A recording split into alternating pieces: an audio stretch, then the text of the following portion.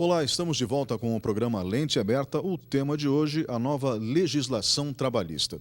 Comigo no estúdio da TVE está o advogado Lineu Ribas, com larga experiência no segmento trabalhista e que vai nos esclarecer hoje o que, afinal, foi aprovado pelo Congresso Nacional.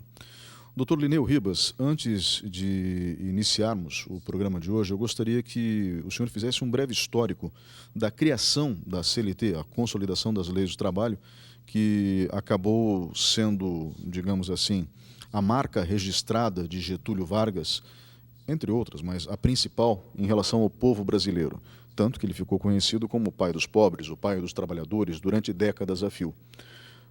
Afinal de contas, a CLT foi um avanço para a época e, principalmente, em que contexto ela surge? É muito interessante essa colocação, até porque existem várias vertentes doutrinárias que procuram interpretar os motivos da publicação, da criação da CLT. Mas eu, após bastante análise, eu cheguei na conclusão que a CLT ela foi bastante interessante para o Brasil. Na época, ela foi importante. E o contexto da criação do direito do trabalho no mundo é também relevante para que a gente possa entender a nossa criação da CLT. No mundo, o trabalhador teve que lutar muito para conquistar direitos. Nós viemos, evidentemente, de uma época que não havia legislação do direito do trabalho. Essa legislação ela foi necessária ser conquistada com árduas lutas, principalmente na Inglaterra, na França e na Alemanha. Aí, no início do centenário de 1900 em diante. Muita luta, muita briga, muita greve, e os trabalhadores eram extremamente explorados, porque não havia legislação que protegesse o trabalhador. Esses trabalhadores, inclusive hoje em dia nós temos o Dia da Mulher, que é em virtude de um ato de um empregador que trancou trabalhadoras dentro de uma fábrica e ateou fogo. E hoje nós lembramos desse dia comemorando o Dia Internacional da Mulher. Então, as pessoas, tendo em vista que não havia proteção do trabalho, trabalhavam de acordo com a negociação direta com o empregador. O empregador oferecia um salário, pegava quem queria. E mesmo lá no começo da legislação trabalhista, quando começou a sentir essa necessidade, o trabalhador e o empregador eles negociavam abertamente. E mesmo nessa época já existia desemprego, principalmente em virtude dessa mudança do trabalhador do campo para as cidades. Eles começaram a sair do campo porque o campo começou a não ter emprego para todo mundo. E a população cresceu no mundo inteiro. E essas pessoas foram se localizando em lugares que nós chamamos de cidades atualmente. Essas cidades, principalmente, eram chamadas de burgos, as periferias. Esses burgos que centralizavam as pessoas, eles vieram da época que não tinha dinheiro, não era dinheiro. A moeda de troca era o que se produzia na terra, né, que era o sistema feudal. Eu produzo milho, o meu vizinho produz feijão. Vamos trocar um pouco de milho por feijão, eu passo a ter milho e feijão e você também. E, consequentemente, troca um pouco de arroz, um pouco de carne com quem produz gado, e assim foi. Quando eles começaram a centralizar nas cidades, nos burgos, eles precisaram, então, desenvolver novas modalidades para que essa troca acontecesse, porque nem sempre o que eu tinha para oferecer o outro queria. Como eu já não era mais agricultor, eu estava no burgo, eu produzia algum artesanato, chinelo, e de repente o outro não queria chinelo, então eu passava dificuldade para a troca. E aí surgiu a moeda, que nós chamamos de sistema capitalista. Esse sistema capitalista criou a moeda para facilitar essa troca entre as pessoas. E essas pessoas que estavam produzindo passaram a produzir em maior escala, porque perceberam assim, se eu produzir, eu consigo ter mais dinheiro e, consequentemente, eu adquiro melhores bens daquilo que eu preciso. E muitos desses artesãos, naquela época, começaram a desenvolver os primeiros meios de produção centralizados, que são as fábricas. E esses são os famosos burgueses, porque foram morar nos burgos, aos arredores das cidades, como artesãos, e com a inteligência, a sapiência própria do ser humano, eles começaram a perceber que poderiam explorar outros seres humanos. E começou, então, a surgir a questão de emprego. Só que, na época, era quase um subemprego. Na Inglaterra do século XIX, crianças de 5 anos trabalhavam 12, 18 horas por dia em minas de carvão. Aí vem o século XX, como o senhor mencionou no início da sua explanação, vêm as lutas, muitas delas com mortes, envolvendo homens, mulheres, enfim, e crianças. E nesse quadro surgem direitos trabalhistas, condições mínimas de trabalho, que acabam sendo respeitadas pelos empresários da época, né? Mas, no Brasil, a gente tinha ainda um agravante, que era a cultura escravocrata. Nós somos o último país da humanidade, ou melhor dizendo, do Ocidente, a abolir a escravidão. Exatamente. Lá na Europa existiram essas lutas, porque eles viveram essa mudança da época do feudalismo para o capitalismo. E, consequentemente, surgiram lá os burgueses, que se tornaram donos de empresas, donos de fábricas, e começaram a contratar outros trabalhadores, como você bem falou, crianças, mulheres, enfim, não tinha legislação trabalhista. Não tinha legislação que falava tem que trabalhar 8 horas, se trabalhar mais que isso é hora extra. Não tinha proteção do trabalho, não tinha EPI, não tinha normas de segurança. Então, contratava uma criança para trabalhar em máquina. Muitas morreram. Muitos trabalhadores ficaram aleijados, perderam braços, pernas, famílias, e pagavam o que queriam. Se você não quer esse salário, não existia salário mínimo. Então, começava ao amanhecer até ao anoitecer. E depois da criação da luz elétrica, então passou-se a explorar 12, 13, 14. Existem registro de pessoas que trabalhavam 16 horas por dia. Aí começou, então, a necessidade da classe trabalhadora se organizar. E elas se organizando, elas começaram, então, a reivindicar direitos lá na Europa. Lá na Europa. E essa reivindicação foi muito árdua, com briga, com greve, com queimada de empresa, com mortes. Foi uma luta, realmente. Eles conquistaram direitos. Nós, no Brasil, não fizemos isso. Nós acabamos passando, como você bem falou, de uma fase que era escravocrata, que também existia aí um sistema de produção agrícola em que havia trocas, mas nós já pegamos aí uma época da criação da CLT, que o sistema capitalista já estava a todo vapor. Então não teve essa luta dos trabalhadores. Por isso que uma grande parte, e aí vem a minha conclusão a respeito da criação da CLT, uma grande parte dos economistas, dos estudiosos do direito, chegam à conclusão que a CLT não foi fruto de lutas dos trabalhadores, mas sim uma forma do poder público falar para o trabalhador, isso aqui é o que vocês têm direitos, garantidos. Mas, ao mesmo tempo, era tudo mínimo. Era tudo mínimo. Só que foi um tiro no pé. Porque, a partir de então, os trabalhadores perceberam, bom, nós temos direitos mínimos, vamos lutar por alguma coisa. E aí houve um crescimento e um fortalecimento nas décadas de 50, 60 e 1970, nessas décadas de 70, houve um fortalecimento muito grande da classe trabalhadora por meio dos seus sindicatos. Os sindicatos criaram um corpo. E aí o famoso criou um monstro, que o Estado não esperava. Não estou dizendo que os sindicatos eram ruins, pelo contrário, era um monstro do ponto de vista político e capitalista. Porque aí, então, passou-se a negociar efetivamente direitos do trabalho. E os sindicatos tiveram um papel fundamental na conquista de direitos no Brasil, nas décadas de 50, 60 e 70. Após isso, a legislação ficou extremamente rígida no Brasil, mais rígida que nos outros países. E aí que inverteu os papéis. E lá atrás, quando não havia direito do trabalho, nós chamávamos isso de liberalismo, porque não existia, era liberal. Negociava-se abertamente com o empregado e com o empregador. Não existia direito do trabalho. Quando passou a existir direito do trabalho, nós tivemos uma legislação extremamente rígida, que protegia o trabalhador, e esses trabalhadores poderiam ser organizados em sindicatos, e como, de fato, é correto isso, é necessário, vamos dizer assim, nessa relação capital-trabalho, o capital se organiza de um lado e o trabalho se organiza do outro lado, para que tenha forças de negociação.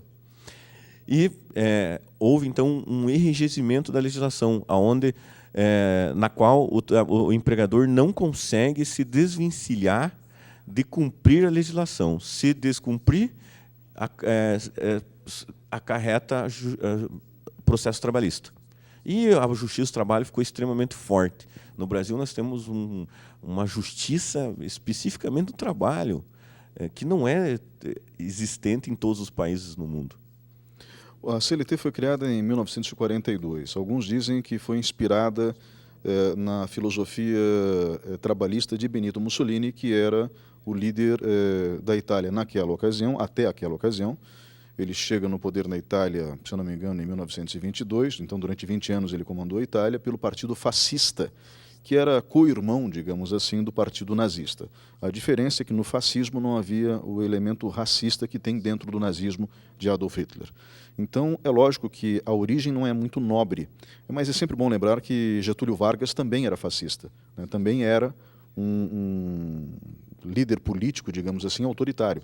Tanto que a CLT surge dentro da era Vargas, dentro do período ditatorial, que foi de 1930 a 1945. Surge dentro da ditadura Vargas, correto? Correto. Por isso que muitos estudiosos falam, não foi uma conquista, foi uma colocação que partiu do próprio poder público.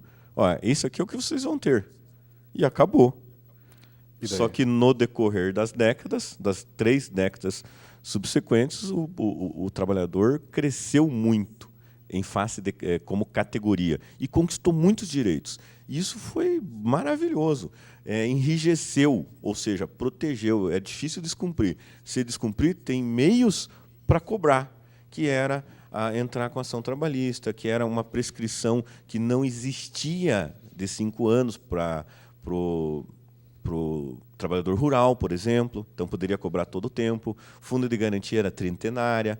E isso, nós passamos de uma fase liberal para uma fase rígida. E agora, depois de 1980, começou a vir uma nova onda, que partiu do próprio capitalismo, evidentemente, que é a onda que dizia o seguinte: nós criamos um monstro para nos morder, né? E nós temos que mudar isso, nós temos que começar a tirar leis. Só que tirar leis, o trabalhador nunca aceitou e não vai aceitar jamais. Então, houve uma onda que nós passamos a chamar assim de neoliberalismo. Liberalismo, rigidez e agora um novo liberalismo. Como que nós vamos fazer isso? Vamos flexibilizar. Não vamos tirar leis, mas vamos facilitar um pouco também, né? Não vamos deixar tão rígido. Vamos propiciar a negociação entre trabalhador e empregado. Na época, vamos dizer, 1980, 1990, nessas 2 décadas, nem mesmo a classe trabalhadora teria condições. É tudo uma evolução social. Hoje, eu posso dizer para vocês assim, o trabalhador ele é muito mais esclarecido do que naquelas décadas. Realmente, os meios de comunicações hoje facilitam, a internet, é tudo mundial, é tudo globalizado. Agora, eu tenho a convicção que a reforma trabalhista veio no momento adequado, porque o trabalhador hoje tem condição de negociar, diferente do trabalhador de 1980. Que era refém de uma situação específica, Exatamente. Principalmente dentro do regime militar. Bem, eu gostaria agora de voltar ao tempo presente, para 2017, e falarmos um pouco sobre aquilo que foi aprovado no Congresso Nacional. Um dos tópicos mais, como eu posso dizer, polêmicos dentro de tudo que foi alterado, aproximadamente 100 pontos foram alterados dentro da CLT, é justamente a prevalência do negociado sobre o legislado. O objetivo disso é facilitar a contratação de novas pessoas. O objetivo da reforma trabalhista é facilitar contratações e demissões, se for o caso. Olha, Ney, eu vou falar aqui aquilo que a gente está vendo na sociedade como estudioso efetivamente. Nós temos um Brasil em que existe um excesso de ações trabalhistas. E eu sou advogado trabalhista e deveria estar adorando, né? Mas eu tenho que ter um pensamento não individual, eu tenho que ter um pensamento coletivo. A sociedade está correta dessa maneira? O que está acontecendo de errado? Realmente, nós temos um poder judiciário trabalhista que está sobrecarregado. Na qualidade de advogado trabalhista e membro da Ordem dos Advogados do Brasil, nós temos defendido a criação de uma nova vara em Ponta Grossa, por exemplo, do trabalho, para dar conta de tanto serviço, que só as 4 varas que já existem não são suficientes para a demanda tão grande que existe. Falta juiz do trabalho, por exemplo. Então, esse contexto de excesso de ação trabalhista e rigidez faz, inevitavelmente, que o empregador descumpra. Para que, então, ser tão rígido se vai descumprir?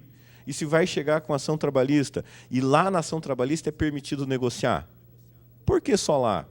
Porque daí lá ele está pagando advogado, porque lá ele está tendo assessoria do juiz, quando na prática nós sabemos que é um interesse estritamente econômico e o trabalhador vai fazer acordos que vão ser muito inferiores efetivamente ao que ele está sendo pleiteado ou que teria direito. Então a legislação veio dizer o seguinte, na prática está acontecendo isso, vamos resolver. Vamos tirar um pouco do Poder Judiciário esse encargo de ter que resolver tudo e homologar acordo, porque era isso que estava acontecendo, e vamos trazer para a realidade, antes da ação trabalhista, vamos deixar eles tentarem negociar isso aí.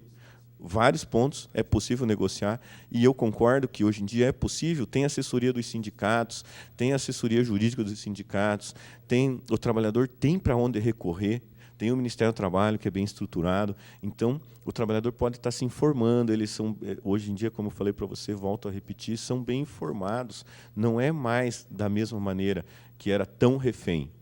Concordo que o capital sempre vai ser mais forte que o trabalho. Mas a negociação é possível em alguns pontos. E a legislação, ela flexibilizou, ou seja, não tirou todos os direitos. Os básicos, os fundamentais, foram mantidos, mas abriu a brecha de negociar algumas coisas, como é o caso, por exemplo, das férias.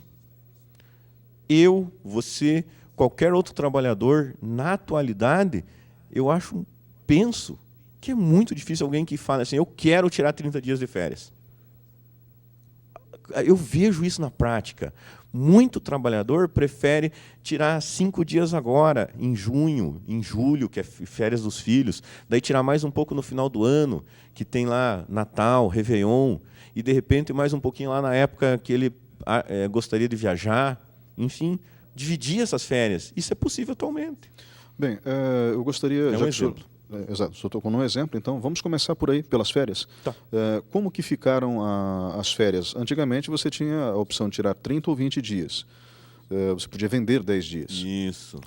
Agora, eu não sei se é possível ainda vender as férias, eu não tenho ideia, mas é possível fragmentá-las em 3 períodos. Sim, é possível vender. É possível vender ainda? Sim. Só que, assim, hoje em dia, veio regulamentar algo que, na prática, acontecia de maneira informal. O trabalhador assinava o recibo de férias de 30 dias. Mas, na prática, para burlar a legislação, ele dividia férias. Pedia para o empregador concordava e dividia, como eu dei esse exemplo para você. Isso aí veio ser regulamentado. Então, atualmente, ele pode formalmente dividir férias, tirar 10 dias em uma época, 5 dias em outra e 15 dias em outra. Continua sendo 30 dias. Continua tendo 1/3 de férias. Pode vender? Pode. Não tudo, mas pode. Então, ele tem que tirar no mínimo 15 dias, que é o exemplo ali de um período. E os outros períodos dividir em mais 2, 3 dias durante o ano. Puxa, que bacana. Tira um pouco em julho com os filhos, sai, dá uma descansada, depois lá no final do ano, no começo do ano, enfim, e alguma outra época. Ser negociado com o empregador. Não é uma imposição, nem de um nem do outro. Precisa ser realmente negociado. Pelo que eu acompanhei nesse aspecto das férias, esses períodos pequenos de 5 dias, eles não podem coincidir com feriados, então, para que o trabalhador não seja prejudicado. Então, e aqui no Brasil nós temos diversos feriados, então, digamos, o feriado de 7 de setembro, não lembro agora em que dia da semana vai cair, mas isso é irrelevante. Digamos que nós tenhamos sábado, domingo e segunda, o trabalhador ele não pode ser obrigado a pegar as férias de 5 dias a partir do sábado. Exatamente, não pode começar num feriado. Exatamente. Ele não pode começar num feriadão. Num feriadão. Mas ele pode começar antes. Um dia antes, eu quero aproveitar o feriado e já pegar minhas férias, mas não iniciando no feriado. Começa um pouco antes. Pode daí, tudo bem. Mas isso já era, na realidade, legislado, assim, até pela jurisprudência, que as férias nunca poderiam começar em um dia não útil. Tem que necessariamente começar num dia útil. E a legislação, isso era pela jurisprudência. A legislação veio a regulamentar isso. Doutor, apenas então para deixar claro esse tópico das férias. Podemos dividir em 3 períodos, mas os períodos menores não podem ser inferiores a 5 dias e o período maior não pode ser inferior a 14 dias, é isso? Exatamente. As partes podem dividir as férias em até 3 vezes, porém, um deles não pode ser inferior a 14 dias. Mas não necessariamente precisa ser dividido. A opção é negociar a divisão, como a gente já bem falou. Porém, eles podem optar em manter o sistema antigo, que é gozar 30 dias. Ou então, dividir em 2 vezes. Tudo bem. O que a gente sugere, como advogado, é que as partes elas registrem o que está sendo tratado. Isso é bom para o empregado e para o empregador.